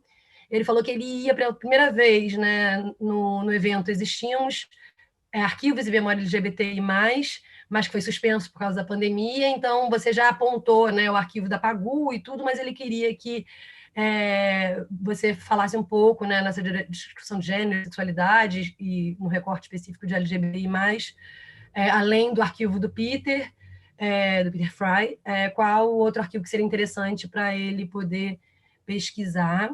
A Maria Elizabeth perguntou, ela está interessada no fundo Herbert Baldos, que não está ainda disponível na base de dados, e aí ela queria saber como é que vai ser a consulta nesses tempos de pandemia, que não estão sendo. Então, acho que para além desse arquivo específico, vocês podiam falar um pouco de como vocês estão pensando, né, trabalhar com arquivos em tempos de pandemia. A Renata, ela mandou uma outra pergunta para ambos, perguntando: vocês se preocupam com a organização, classificação e demais ordenamentos dos arquivos acumulados durante a feitura dos trabalhos de vocês, para que posteriormente, quem sabe, outros interessados, né, isso pode ser compartilhado com outros interessados? E a Maria Ramos perguntou: como fazer uma etnografia em arquivos? Penso que o elemento humano está presente no dispositivo arquivo por meio das memórias que o atravessam. Sou doutoranda em artes e meu objeto de pesquisa é o arquivo privado de um artista, Geraldo Ramos.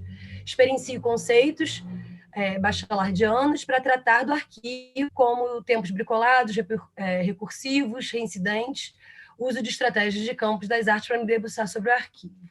Eu, tempo, pensando muito, eu também sou antropóloga, eu também estou organizando um arquivo, né, o arquivo do professor Gilberto Velho, que foi depositado no final de 2018 no CPDOC, E a Carolina também vai fazer uma perguntinha, se der tempo, antes de passar para vocês responderem. Eu e a Carol temos milhões de perguntas, né, na verdade. Vou ter que fazer um outro evento para vocês poderem só responder nossas perguntas e falar mais sobre os arquivos, que aqui, assim, cada pergunta que eu queria fazer desdobrava mais uma fala dessas de vocês. Muito bom ouvir vocês mesmo. E aí a pergunta que eu queria fazer é se vocês podiam falar um pouquinho sobre esses diferentes tempos que vocês já trouxeram, né? É o tempo do pesquisador trabalhando no arquivo de pessoas mais ou menos, né, com arquivos mais ou menos valorizados ou robustos, sei lá como dizer, pelo estrito, né, pelo status quo, pela ideia de ciências sociais que são essas verdades e quem vale, quem não vale a gente pesquisar. O tempo, né, de organização do arquivo, que também requer, né, todo um tempo, né, de organização para poder disponibilizar, enfim, e o tempo do antropólogo, né, o tempo etnográfico, que é estar em campo e refletindo sobre tudo isso que vocês já falaram para a gente, né, que não é só dali, também é um campo, como é que pensa essa relação, que para além do que o arquivo está dizendo, né, como vocês estão se relacionando e olhando para esse arquivo e com articulações que vocês estão fazendo para além, né, desse estar só no arquivo. Então, vocês já falaram, né, uma antropologia no e arquivo, enfim, né, é tudo isso junto. Passar lá a palavra para vocês. Não, primeiro para a Carol, para Carolina Alves, para ela poder também fazer uma pergunta. Gente, eu quero agradecer muito. A gente realmente tem que fazer vários eventos para discutir essas temáticas que são tão interessantes e que, para mim, particularmente, são muito caras, sobretudo um ponto que eu acho que atravessa a fala de vocês dois, né?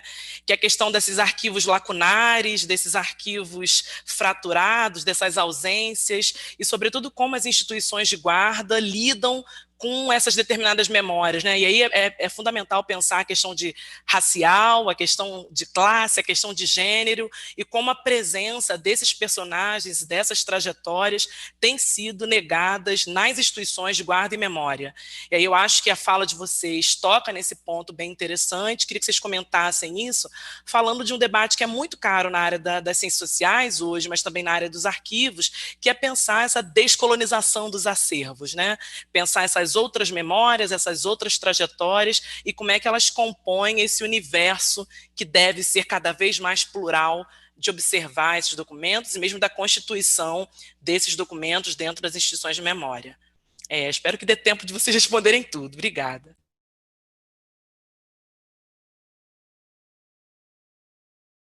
Vocês podem se organizar. O Gustavo, a gente vai ter 15 minutinhos ainda mais, além das 4 horas, para vocês poderem responder, né, com tempo. E que é isso, não adianta também perguntar e não ter resposta, né? Tá todo mundo querendo escutar vocês de volta. Tá. Cris, começa? Tá. Bom, vamos pensar por onde começar, né? Bom, gente, obrigado pelas perguntas e de fato, estou aqui pensando como eu posso, de alguma maneira, dar respostas a isso, mas vou pensar um pouco o tempo, né? Eu acho que depois também o Cris vai pensar um pouco, sobretudo como alguém que está trabalhando como diretor do AEL, a questão do tempo da organização, classificação, mas, quer dizer, de alguma maneira nós também, sempre estamos trabalhando com arquivo.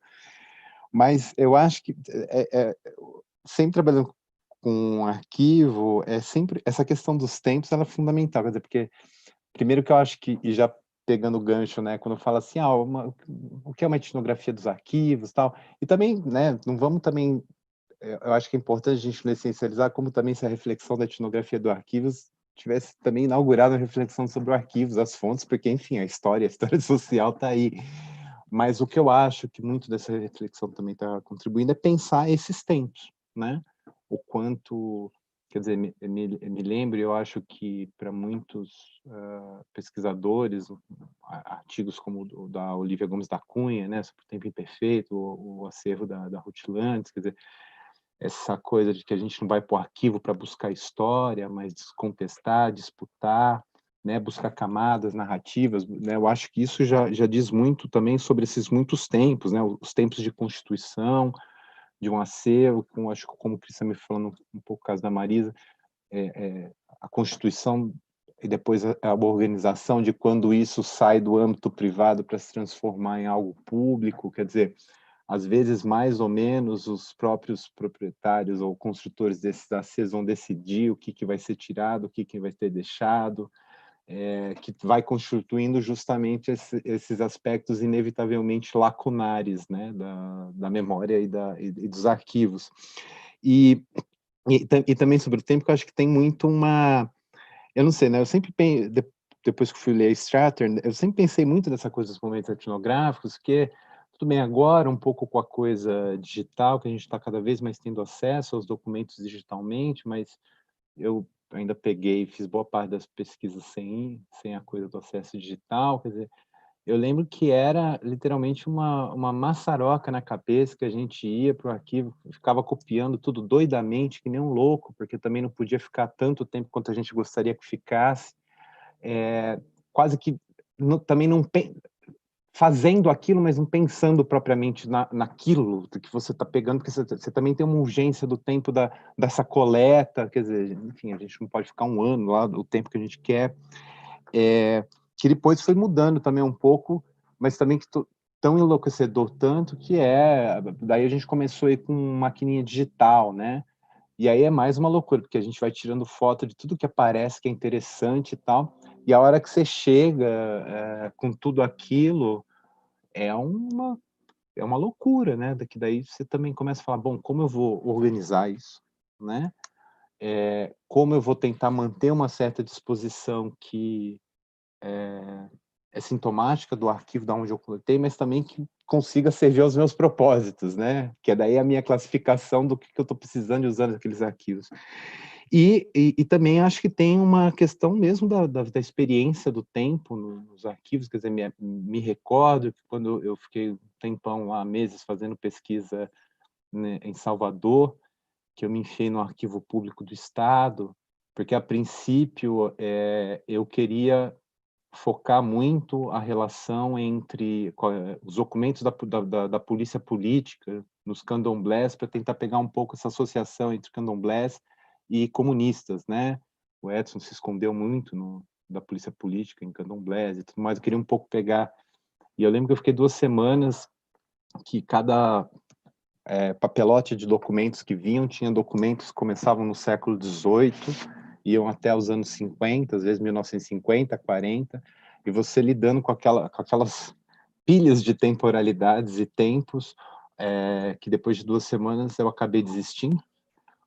E isso teve um efeito decisivo na minha pesquisa, porque foi quando eu decidi ir para a série de inventários, que daí eu consegui começar a achar informações sobre a família do Edson Carneiro, inclusive a certidão de óbito do pai, né, que para mim teve um peso muito importante na análise do livro, que ele foi lá enterrado como branco, então tem todo um debate sobre relação racial, né, sobre racismo e classificações raciais no Brasil. Então, assim, você vê que um pouco também essa experiência mesmo efetiva dessa experiência, o tempo gasto, que às vezes a gente está achando que é tempo perdido, né? E depois, quando você volta com tudo isso e tenta, eu acho que tem muito desses tempos, né? Eu acho que é fundamentalmente o tempo e as temporalidades múltiplas dos arquivos, que, enfim, não existe olhar virgem, né? Nos arquivos, assim, é sempre camadas de discursos que já estão orientando de muitos tempos a maneira como a gente vai ler esses personagens, esses cientistas sociais e os arquivos que eles deixaram, né? Não sei se eu estou, né, falando um pouco. O que para mim já está um pouco colocado, um pouco no que foi colocado. Aliás, obrigado, Renato, pela menção ao livro, e que eu acho que diz um pouco, quer dizer, como analisei antropologicamente os conteúdos. Eu acho que foi fundamentalmente, quer dizer, a primeira efetivamente não vendo as fontes como dados, né? E daí, derivando daí, o que para mim sempre foi uma noção muito cara, que é tentar ver como está investido nas fontes e nos arquivos, uma categoria que para mim sempre foi importante de análise, que é a ideia de experiência, né? Que é justamente um pouco que eu tentei né, pôr na fala, que é não achar que eu estou ali indo encontrar algum tipo também de experiência autêntica que vai me levar a qualquer espécie de última camada de um tecido social, de uma vida individual, que me dá uma palavra definitiva sobre aquilo. Quer dizer, a todo instante eu sempre tentei lidar com não não suprimir as dimensões fundamentalmente ambivalentes e contraditórias que as fontes e os arquivos confrontam sobre, às vezes, um mesmo evento, uma mesma questão. Quer dizer, como lidar? Eu acho que isso diz muito. Acho que talvez de uma lição cara à antropologia, que é saber lidar com, não suprimir as contradições, mas tentar levar ela adiante até onde a gente pode nas nossas análises. Então, acho que também isso diz algo, né, dessa reflexão de pensar, quer dizer, como além de pensar um pouco, como eu disse, também pensar um pouco essas constituições do arquivo, né? Como que as condições de produção das fontes já é o próprio problema da pesquisa, né? Não é como se existissem as fontes e o objeto de pesquisa, né? A constituição histórico-social dos objetos já é o próprio objeto de pesquisa, né? Digamos assim. Então, acho que é uma coisa a se pensar. E concordo,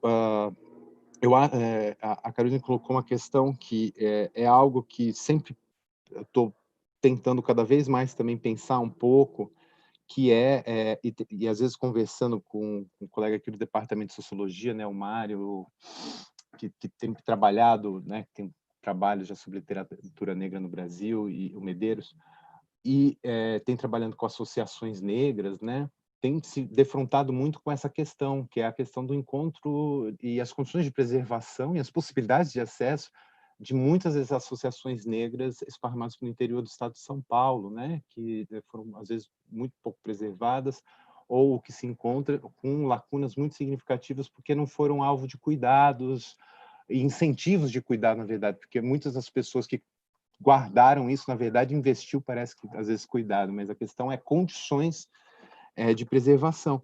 E também me pergunto um pouco, eu acho que, quer dizer, o Edson é um caso que eu acho muito intrigante, porque o lugar de memória dele sempre foi, para mim, curioso. É uma coisa que eu ainda preciso elaborar melhor, porque o Edson, a um só tempo, ele foi, que é um pouco que eu falei da história da minoridade, quer dizer, durante muito tempo o folclorismo e os folcloristas no Brasil foram limados, né? Sobretudo no contexto da institucionalização das ciências sociais.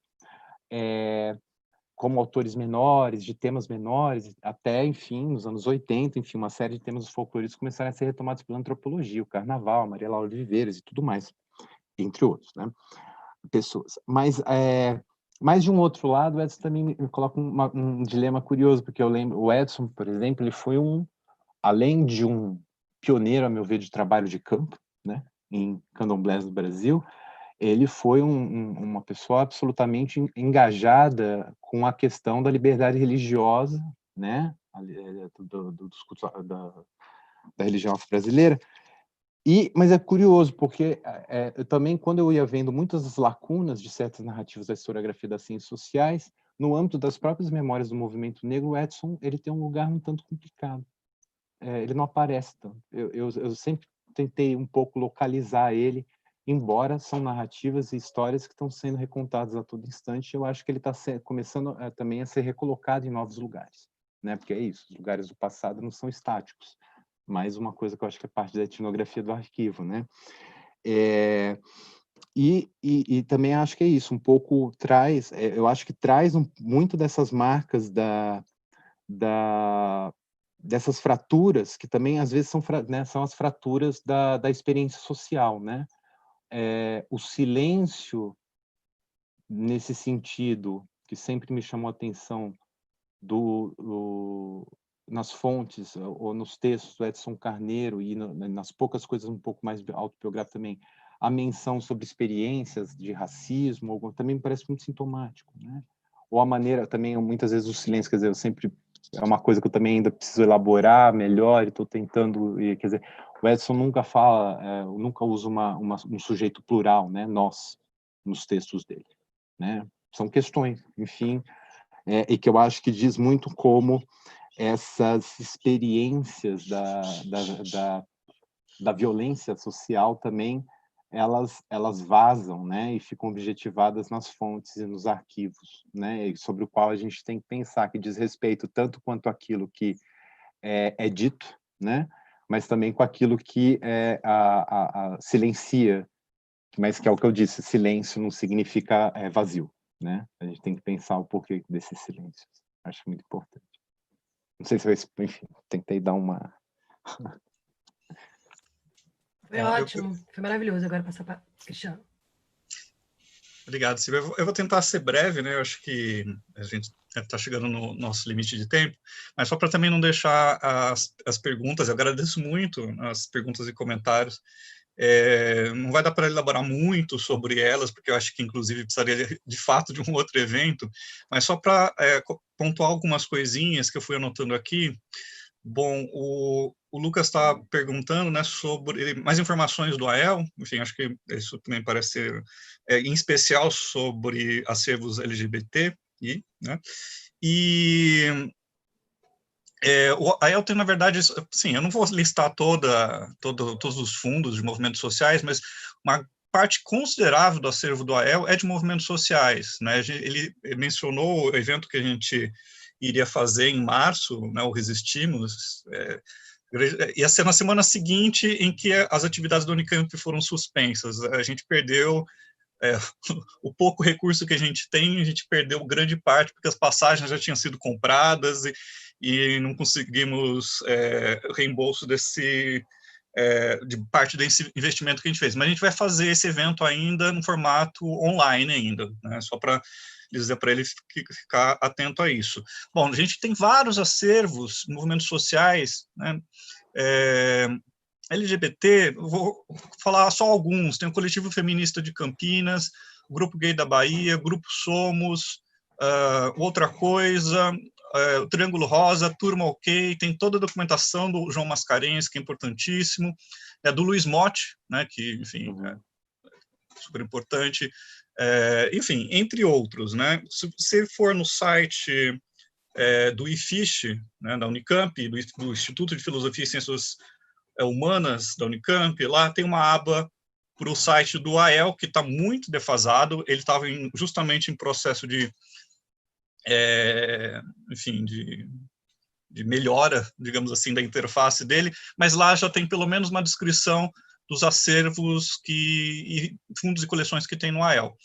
Poucos deles, na verdade, já estão digitalizados, né? Isso chega na outra pergunta, que eu acho que foi da Maria Elizabeth, se não me engano, perguntando sobre o Herbert Baldos.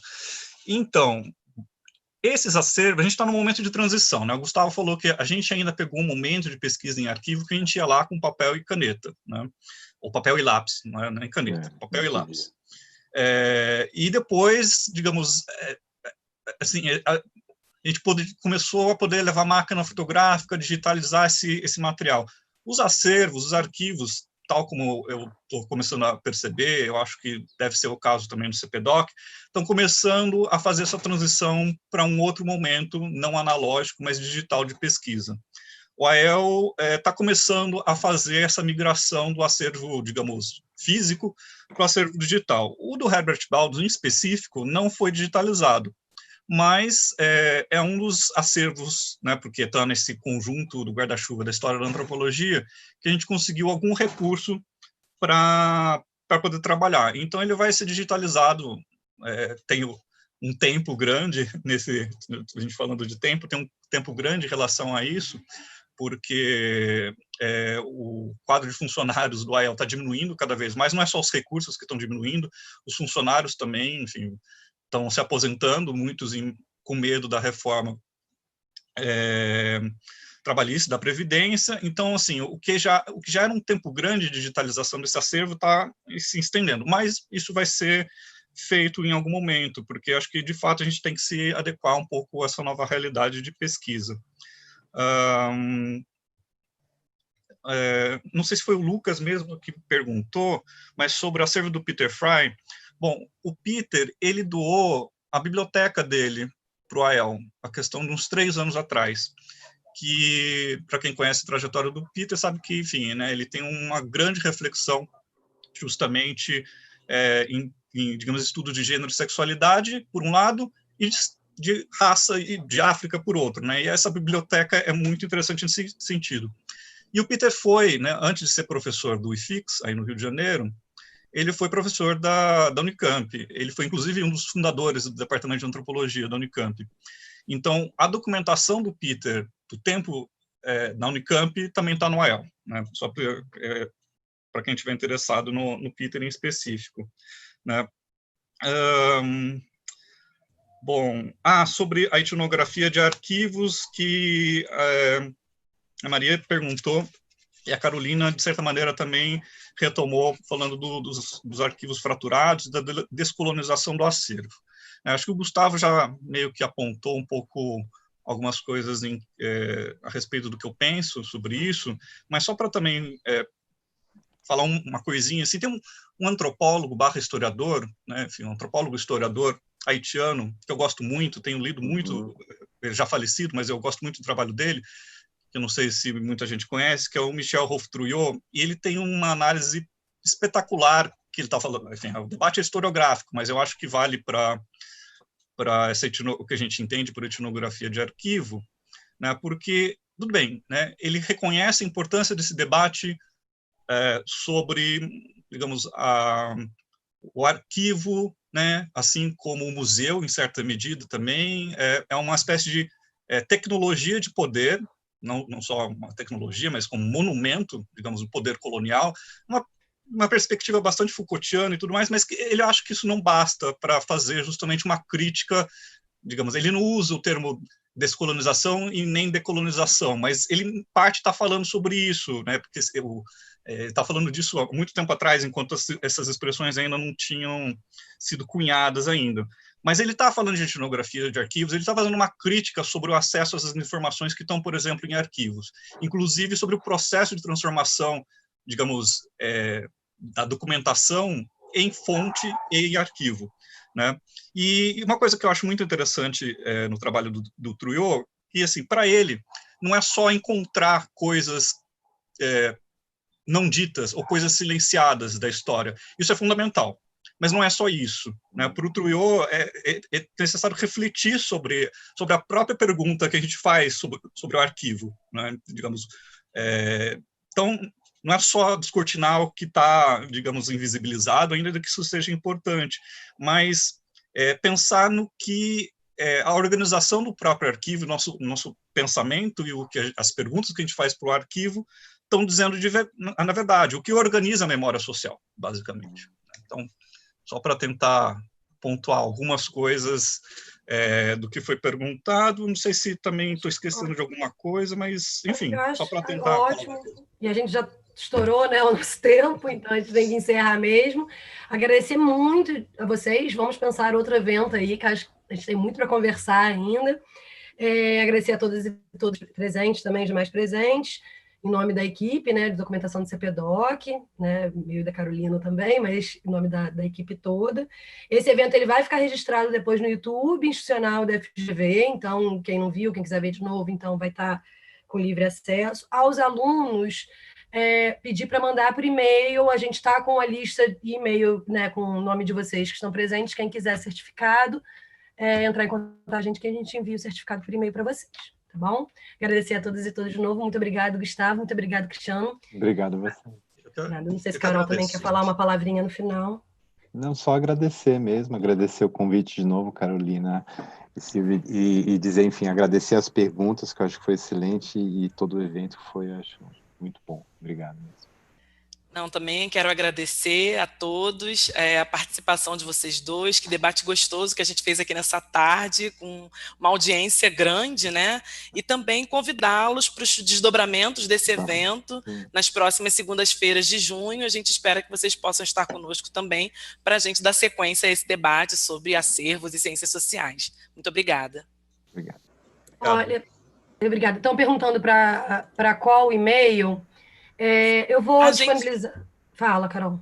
A gente tem uma lista desse evento pelos e-mails que vocês se cadastraram. Então, a gente vai enviar os certificados a partir dessa lista que o próprio Zoom nos dá, e a gente vai entrar em contato com vocês enviando os certificados. Para aqueles que se cadastraram, não, para aqueles que se cadastraram e vieram assistir, né? Exatamente, porque a gente tem a lista de presença do seminário. Então, a gente entra em contato com vocês. E só lembrando que todas as segundas-feiras de junho a gente vai estar aqui nesse mesmo horário, 2h30 da tarde, com mesas discutindo, né, com base nesse seminário do ponto de vista do antropólogo. É isso, gente. Obrigada. Obrigada. Tchau.